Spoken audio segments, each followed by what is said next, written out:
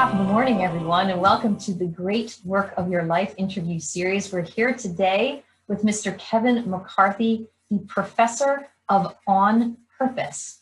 Welcome, Kevin. Hey, thank you very much, Mary. Great to be with you. Oh, it's great to be with you too. And ladies and gentlemen, just a little bit about Kevin. He is on a crusade, and he's on a crusade to achieve his extraordinary why, which is this. And listen very carefully, because it is profound. His crusade is to eradicate meaninglessness from the planet. Pause there for that. The tagline for his personal website is Putting Purpose to Work. And if you go to www.onpurpose.me, you'll witness his genius. He has created an online tool to help you find your two-word purpose statement. It's ingeniously fast, it's forever meaningful, and I use this tool in my branding work with my one-to-one clients, in my cohorts, and they absolutely love it. So shall we begin? Absolutely. I'm looking forward to this. Yeah, likewise too. So the first two questions go together, Kevin. So what gives you energy and what drains your energy? Yeah, what gives me energy obviously is around purpose. I mean, anytime you're looking at purpose and somebody's purpose of putting their purpose to work, that is really, for me, it's the essence of life. And so the things that are really fun is when you have somebody like, as you were saying, I'm on this crusade to eradicate meaninglessness, because I think it's the ultimate disease. I mean, you've got a lot of healthcare executives that are watching this, and they're dealing with physical disease, but the disease of the spirit affects the physical. And so anybody who's involved in the area of medicine knows that, you know, when a patient gives up, they're likely to not recover well or to die. And so meaning, however, gives us that reason to live on until finally the heart gives out, if you will. And there are certainly those physical realities that occur, but there's a lot of people that, you know, is the old expression, there's a lot of people that are walking around dead, but they're still walking around. And so for me, the energy is to bring people to life in that regard and to help them discover their deeper why in terms of their existence. And that's just such an energy flow that is just exciting for me. And then what sucks my energy is just the opposite of that is you know, at some level though, you know, you would think that somebody who's sort of a Debbie Downer, at some level, I find that as a challenge. And so it does in an odd way energize me. But at some level, you know, the de-energizers are the ones whenever you're saying, well, have you ever thought about, yeah, I've done that, but it won't work. Have you thought about this? I've done that, but it won't work. I've done it. Whenever they have all of the answers and yet they have none of the answer, but they think they have the answer. So the know-it-alls are the ones that absolutely drive me, drain my energy. And I just, at that point, I walk away and say, you know what, live in your misery.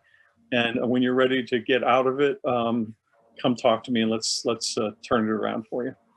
Perfect. Excellent. And you've been doing this for a while, since the 80s. Yes. I mean, you're sort of a pioneer in this area. I mean, you were talking about purpose long before anybody was talking about purpose. So the next two questions go together as well. What do you love the most about your work? Because I can't imagine you not doing this work.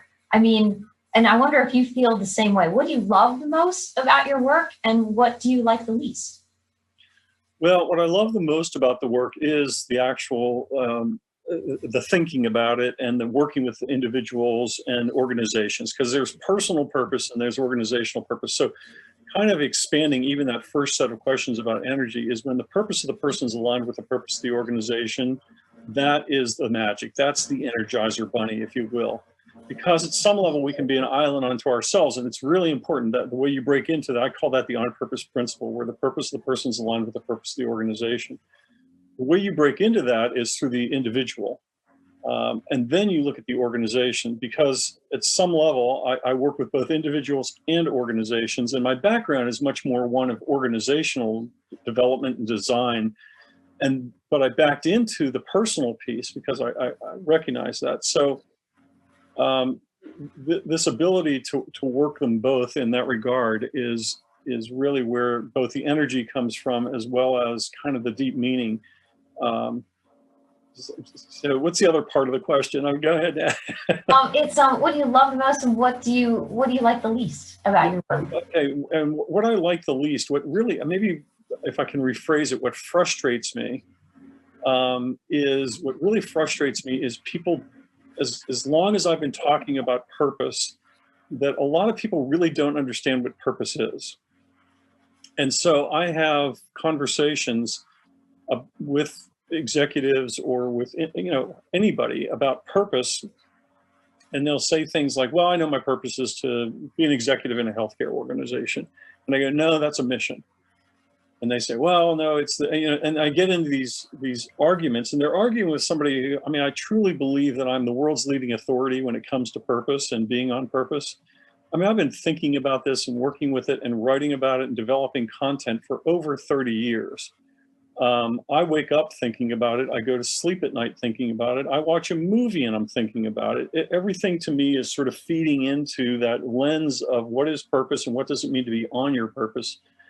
And so, at some level, I realize why people get to be old and grumpy. Hopefully I'm not old and grumpy, but at some level, it's so frustrating that you're trying to say to somebody, look, there's a better way of understanding this. You only have a fraction of it, and they think they've got it all. And I'm looking at it and saying, you haven't even scratched the surface. And I'm trying to engage them. Fortunately, I do believe that the harvest is plentiful, the workers are few. And so I never want to sort of put anybody down for not understanding it, even if they've got a desire and a spirit towards it. I'm always trying to bring them along and encourage them. But that is probably the greatest frustration that I run into is, or they quit.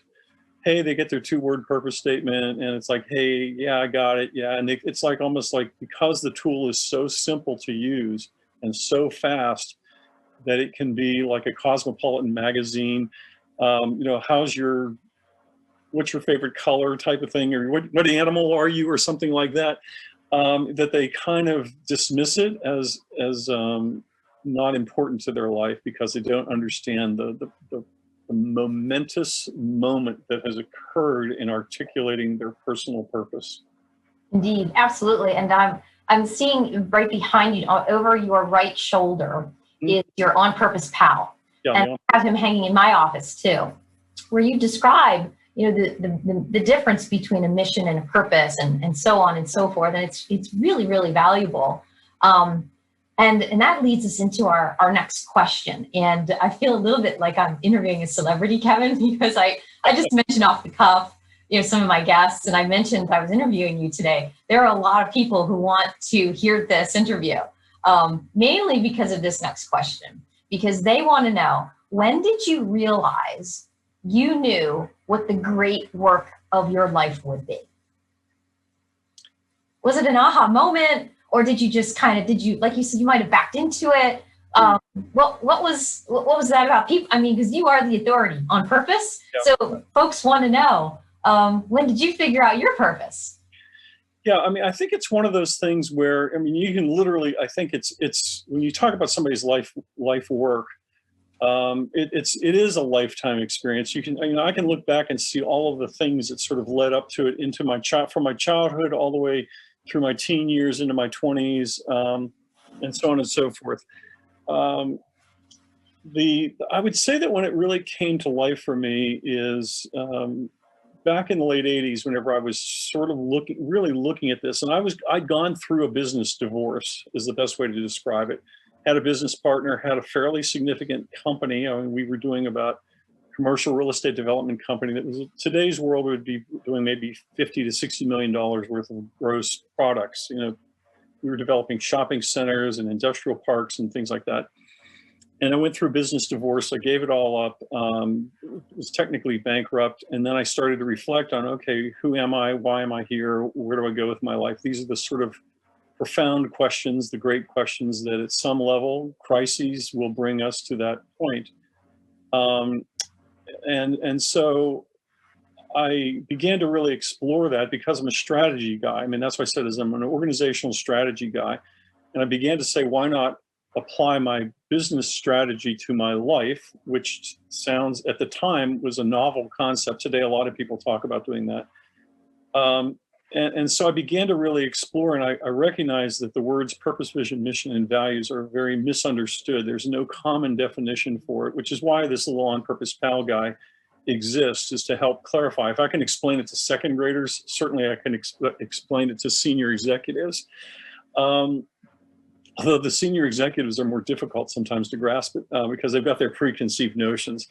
But when I started pulling that together in the late 80s and then in the early 90s, and at some point I realized I was helping a lot of friends, much like you are helping people with branding and their brand genius. I began to explore and talking with them, and I realized that I had something they needed. And so I decided I needed to write it up in a book.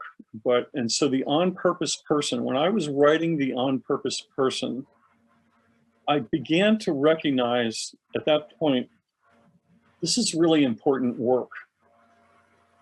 This is meaningful work.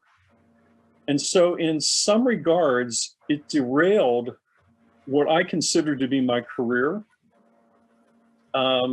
which as a businessman, entrepreneur, and I kind of got called into this very undiscovered, undiscussed field where I didn't have a mentor. I didn't have a person, a model, role model to look after. Certainly there are people out there who are speakers, authors, and all of that. But even then, even though I'm an author and speaker, I don't consider that's what I'm about. I'm a messenger. And so those are means of getting the message out. And so at that point, when I was writing the On Purpose Person, it was pretty remarkable to just sort of go, wow. Now, the funny story about that is when I'm writing the book, first of all, my wife had come to me, and we'd been struggling for 7 years with infertility related issues, in and out of surgeries for her and medical systems and IVF, ZIFs, GIFs, whatever, all these different things that we were attempting to do to have children. And lo and behold, my wife became pregnant, and she said, wow, we're going to have a baby. And so I realized, if you're ever going to write a book, this is the time to do it, because I hear once you have children, there's no time. So from the time we found out she was pregnant, which was August, till February, when our son was born, I started writing in earnest and putting this book together. And my wife was not pleased about it, because it's like, we're getting ready to have a baby, and you're going to bed. She's going to bed at 10 o'clock at night, and I'm just getting started at 10 o'clock. So I wrote the book from 10 o'clock to 3 in the morning, and my wife affectionately called it my mistress. So she would say, how long were you up last night with your mistress? And I said, well, I was up till 3 in the morning, or I was up till 4 in the morning. And then I'd start and I'd go back to work. I had my own business, and I would do my normal business stuff. And then I'd write until the wee hours of the morning. But it was during those wee hours of the morning, it's kind of like I consider writing my prayer time. It's this downloading of sort of things into the spirit and then sharing it outward. And so for me, it was a profound time of just understanding, reflection. And I realized that this is the work I needed to do. And it's been a difficult road. There's no doubt about it. When you're pioneering a concept that people don't really understand or know, or even 30 years later still struggle with, it's not an easy road, but it's the road I'm on, and I'm delighted with that road. It does give me energy. It does give me excitement. I'm not sitting here in the poorhouse by any stretch, but it has been meaningful, and that's why I kind of know that if you have that meaning in your life, you'll persevere, you'll have the resilience, all of the qualities and characteristics that we want to have. But if you don't have it, you're an empty suit. Mm-hmm. Indeed. And you mentioned it hasn't been easy, which leads to our next question. And I love your title, the way you sort of express your mission is you're the professor of On Purpose. I really see you as a pioneer of On Purpose, and being a pioneer is really difficult. I mean, you've got the wind in your face. Did you ever have doubts or freak out moments? And can you give us an example? Well, if I had doubts, actually, you know what? Interestingly, I can say I really haven't had doubts. Once I felt called to this work, I felt called to it. Now, I have faced some real deep financial challenges, and um, that has at times tested my will.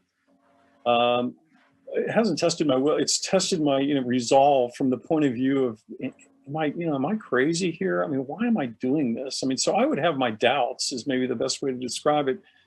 But invariably, I would come back to it.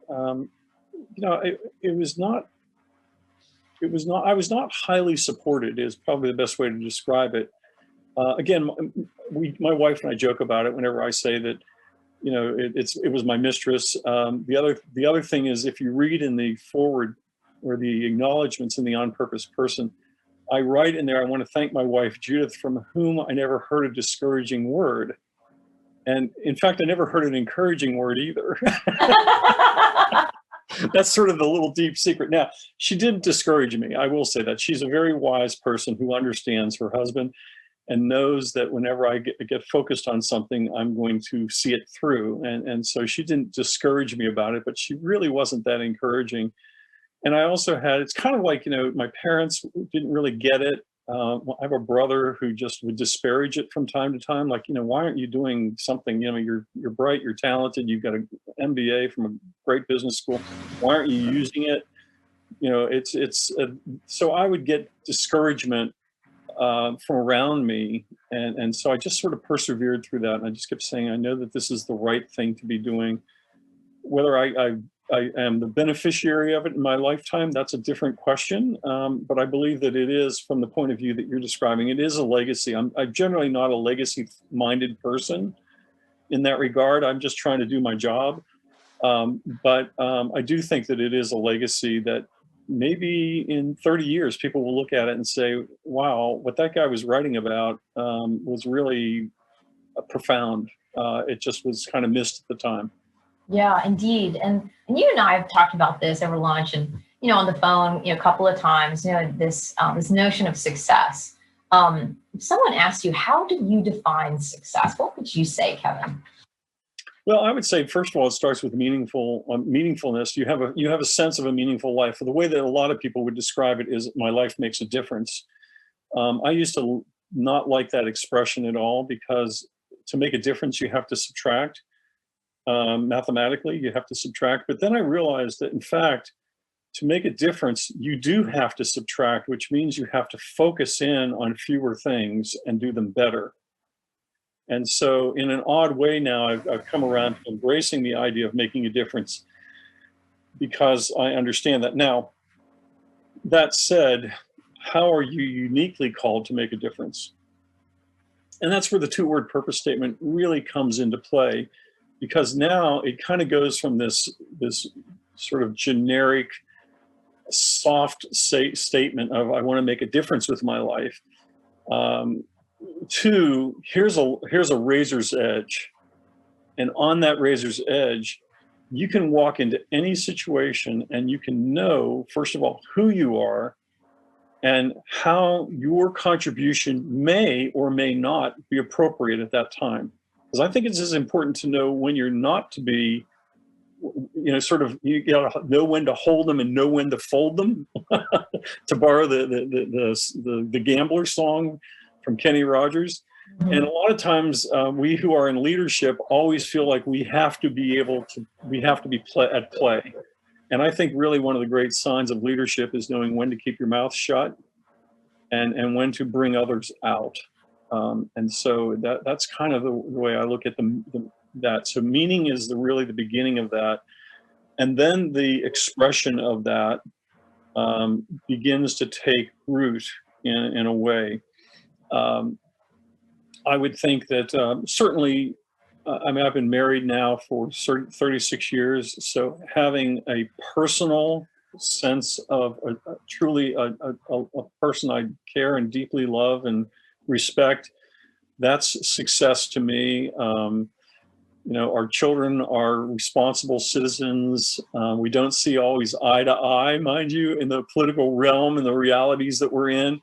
But you know what? Iron sharpens iron, and that's a good thing. So we raise them to be independent thinkers, and they can stand up for themselves. So I consider that to be a success. Certainly financially, that's part of what some people would look at as success. But you know, in the Chief Leadership Officer book, that's the cover right here. The subtitle is Increasing Wealth So Everyone Profits. And I use the word wealth there as coming from the word wheel. The first four letters of wealth are W-E-A-L, and wheel is a odd word in today's lexicon in our ears, but wheel actually translates to well-being. And so when you look at wealth as well-being, then I think each one of us is going to have a different definition for what it means to be well, not just in the physical sense, but sort of the mind, body, and spirit aspects of it. And in that sense, I consider myself extraordinarily successful. I have a lot of well-being in my life. I have a great relationship with my mother, who's 93. I have my brother and I get along well. I just have a lot of good relationships, and I live in a nice, comfortable home in a nice neighborhood that's safe. I mean, it just, the cars are paid for, type of thing, and all of that. So there's a lot of well-being in my life. Brilliant. Love it. Thank you. And for the record, I keep my 2-word purpose statement on my desk. I look at it every single day. And You're right, Kevin. It is, it has helped me say no gracefully, Mm-hmm. and with conviction, and sometimes saying no is a path to success. Yes, absolutely. Yeah, it really does, help one to, define, where next. And I did not know that WEAL, that was, being a, sort of an amateur, word lover, linguist, wealth, WAL equals well-being. Well said. Yeah. Yeah, if you look at it's an archaic, primarily an obscure or archaic word in today's language. But again, if you look at the roots of words, and you see that wealth is the state of wheel. Okay, where most people again translate wealth as I've got money in my pockets and I have a high net worth. And much like profit, it says increasing wealth so everyone profits. And the idea of profit is most of us, particularly those who are executives and business owners and so on and so forth, we tend to think of profit as income minus expenses equals profit, where in fact profit is the idea of adding value. And so if our life is adding value, if we are increasing well-being and we are adding value, we are really successful. In my mind, at least, that would be sort of, if there was a clear definition of success, it would be that I am increasing well-being, mine and others, and that I am adding value in the process of that, or making a difference is another way of looking at it. Well said. Thank you for that. So if you had to do it all over again, what would that look like and why?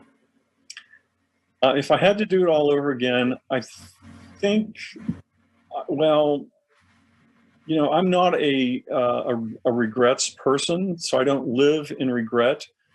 I look at it and say it's all there for a reason. I think from a business perspective, one of the things I did is I got a hold of a very specific concept called purpose. And then I expanded it to the purpose of the person aligned with the purpose of the organization.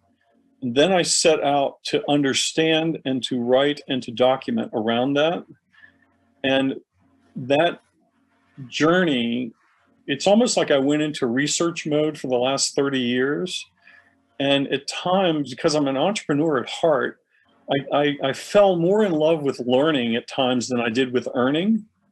And so if I were to redo it from a business point of view, I would either align myself sooner with other business people so I could be freer to pursue some of these things, but to live in the earning and learning world at the same time simultaneously is a tough place to be. And so if I was to just stay, I guess that would be the place where I feel like I could really have done better. by affiliating either with other people or having really picked something, run a lane really deep, and created that steady income stream. But instead, I was on this journey of understanding it, and the learning aspects far outweighed the earning aspects for me.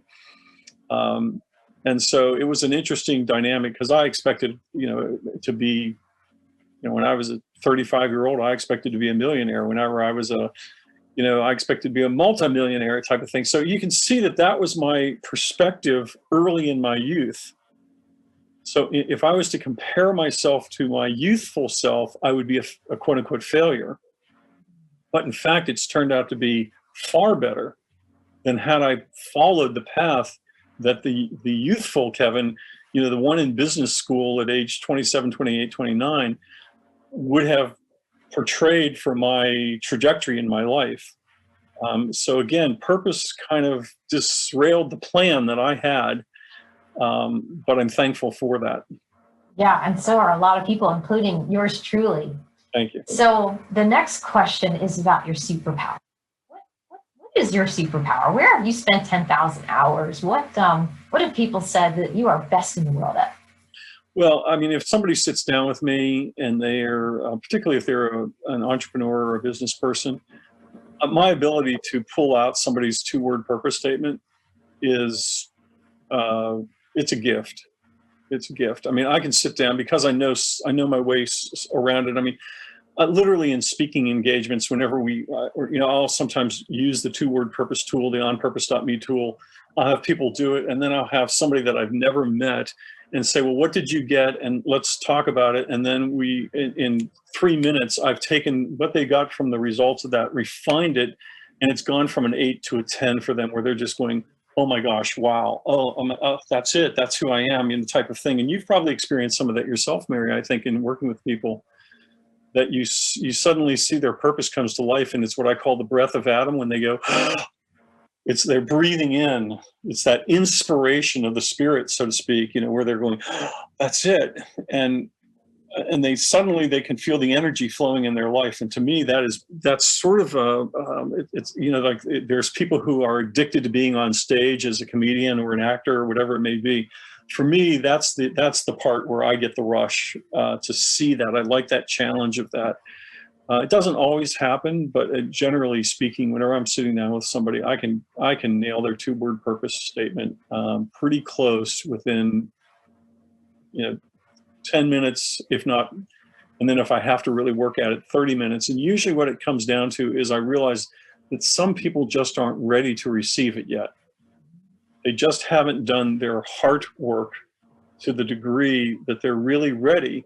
And so, and I've learned now in those cases to allow them to walk away with a two-word purpose statement that in my mind still has a lot of work to be done to it, but they still have to live into it. And I want them to walk away with a two-word purpose statement that is meaningful, knowing that somewhere along their life, they're going to refine that further. There's a lot of refinement yet to occur.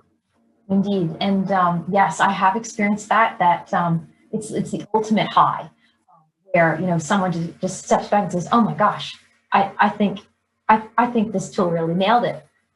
Which is why I don't think I could ever stop doing one-to-one advisory work, because it's just such a rush.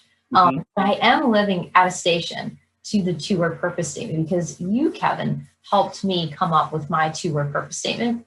And you actually sent me an email one day. I don't know if you know this, but because of you, I actually named my company Revealing Genius. My two-word purpose statement is Revealing Genius. And I don't know, we were waxing philosophical about something via email. You sent me an email. I still have the email. And you sent it to me, and you said, could this possibly, be the great work of your life? And I thought, Kevin McCarthy strikes again. Well, but I mean, I think the thing about you, Mary, that's really remarkable is you've been through a lot of business experiences. You have a very receptive spirit about you. And so you're in touch with who you are. And that's part of why you're so good at, as it says, excavating your brand genius. Maybe it's revealing your brand genius. But I think you have that gift, if you will, to also do that, because you're attentive to people. You have, again, all of us come with our background experiences and all those sorts of things. For some people, that's baggage. For you, it's equipment.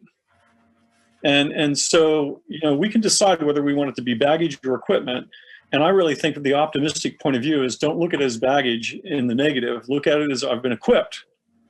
And so in that sense, you've been very heavily equipped for this work because of your marketing background, because of your business ownership background, because of your branding predisposition and desire to understand that. And the other part of it is every good brand, you can capture it, you know it in a couple words. And that's the power of why a 2-word purpose statement informs branding. Thank you. I appreciate that. I really do. And you and I have talked about this a lot. So I like the word equipment because, I will say, you and I have an advanced degree from the School of Hard Knocks as well. So that's equipment, right? Yes, absolutely. Yeah. So is there anything you wish you were better at, Kevin? Tennis. I was actually say that. Yeah, I was actually a really good tennis player in my youth. I didn't never play. I was ranked in the state of Florida in the men's 35s and top 25 in the state. But I stopped playing for a number of years while we were raising our children, and now I'm back playing tennis, and it just feels. It's like, gosh, I'm just an old guy now, and and I'm carrying the. I always used to jokingly say when somebody hits a ball past me, I say, you know what, 30 pounds ago I would have had that. No, I enjoy my tennis game, and that would be something that I would enjoy just for the physical reality of it. But I'm still a very good tennis player, and I sort of make jokes about it. Love it. Yeah. These next 2 questions are kind of fun. What do you know about yourself to be absolutely true? I genuinely like people. I love people. My father used to say to me, Kevin, your biggest challenge is you fall in love with people too soon. And I do, because I think I have a view of seeing people, the best of people. And as a result, I can be taken advantage of, or I can be, I'll cover a world of sins because I'm seeing my ability to see the purpose of a person. And, I could be talking to a serial killer on death row, but they still have a purpose in life that's pure and is good. And I can look past those sins, not all the way past them, mind you, but I can look past those sins and I can see the good in somebody. And so that's a blessing, but it can also be, there's a heavy downside to it as well. Gotcha. And I love this question, so I have no idea how you're going to answer it. What would people be surprised to know about you? This is one of those things I sometimes open whenever I'm giving talks this way. I say, I was born on Christmas Day. As a young child, I slept I was born on Christmas Day. I slept under the Star of Bethlehem, and where I was also educated. And when I was a young boy, my father used to call me Jesus Christ. And all of that is true. So, I was born on Christmas Day. I went to Lehigh University in Bethlehem, Pennsylvania, and our fraternity house was located underneath the city's Star of Bethlehem that they lit all year long. So I did sleep under the Star of Bethlehem. I was certainly educated in Bethlehem at Lehigh University for my undergraduate degree. And when I was in trouble with my father, I would often hear, Jesus Christ, Kevin. So, he would use the Lord's name in vain towards me. So it's all true, but I think that that's sort of a funny story about something that people might not know about me. That's great. And that's wonderful. Thank you. Better than I expected. Last 2 questions before we go to the bonus. And this is really the student asking the sensei. Is there a book that inspired you to behave or think differently that you have read? Yeah, certainly. I can go back into my youth, and in fact, I've got it right here. So when I was 12 years old, I read this book, I'm Okay, You're Okay. Okay. That book transformed my life in the sense of understanding that, you know what, I am okay, and I can make choices that are aligned with being, in what I would call today being on purpose, that I can choose my reality. And so that book was a big influence on my life. Then fast forward, I started in my late teens and early 20s reading a lot of what you would consider to be self-help books, things like How to Win Friends and Influence People, things like, just some of those great classics that were there in that era. And then later in my life, it's certainly the Bible. I'm a Christian, and it came to me later I say when Jesus went from my head to my heart, later in my life, when I was 33.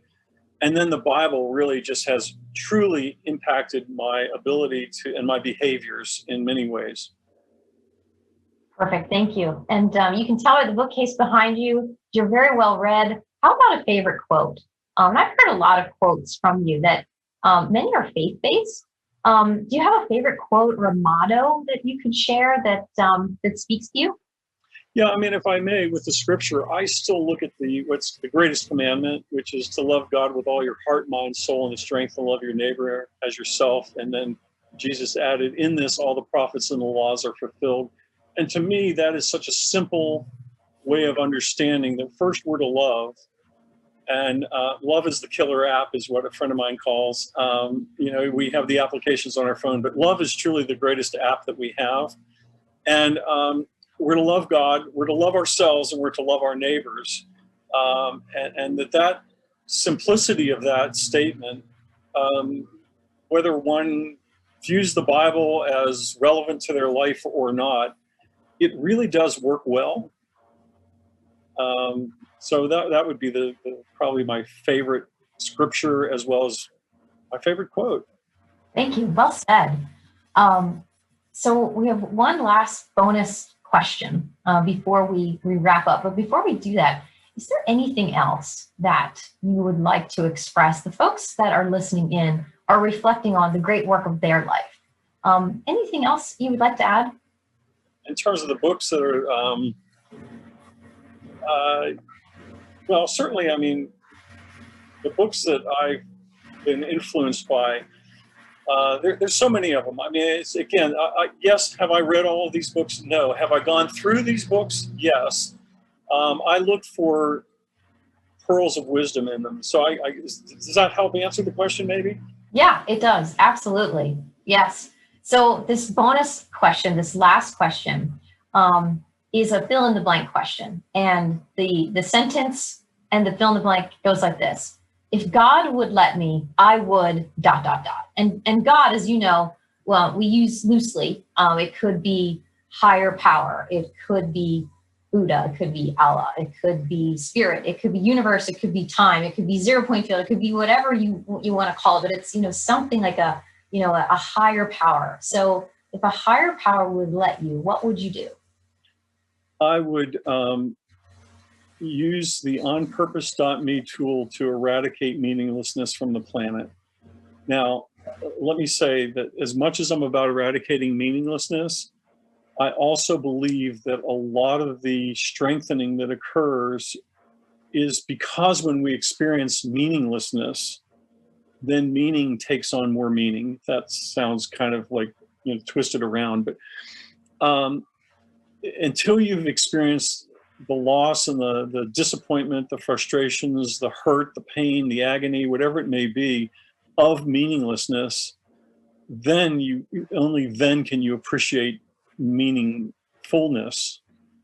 And so to me, the real benefit of the onpurpose.me tool is somebody who's really in transition. Typically, those are the people that I find are searching. And so while I do not wish ill on anybody, I just wish that when you experience your ill, that you will begin to look at this deeper question of who am I, whose am I, why am I here, where am I going with my life, how will I get there? These are the purpose, vision, mission, and values questions. And so if somebody will take the deep hurts in their life and recognize that those are they're the equipping.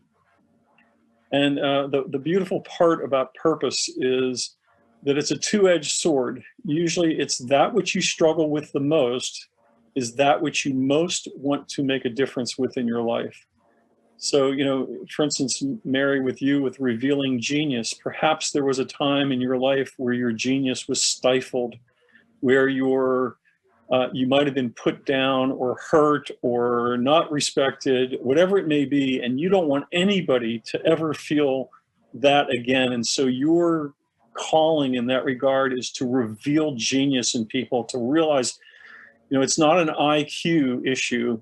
It's a matter of you've been equipped with this genius, and until you discover that and you begin to, and that's an action in that regard, but it's also a state of the heart, that there's a state of the heart genius that's there, as well as a head, as well as in the hands and the feet. And so it's a matter of getting that purpose into a vision, into a mission, and aligned with a value system, so that you truly are able to experience the flow, if you will, of, from above to in to out. Well said. Thank you. Whew, ladies and gentlemen, Mr. Kevin McCarthy. You can find out more at www.onpurpose.me. Kevin, thank you so much for being with us today on the Great Work of Your Life interview series. It was a pleasure. Well, thank you, Mary. And it is a joy to be with you. Thank you. Same. Thanks so much.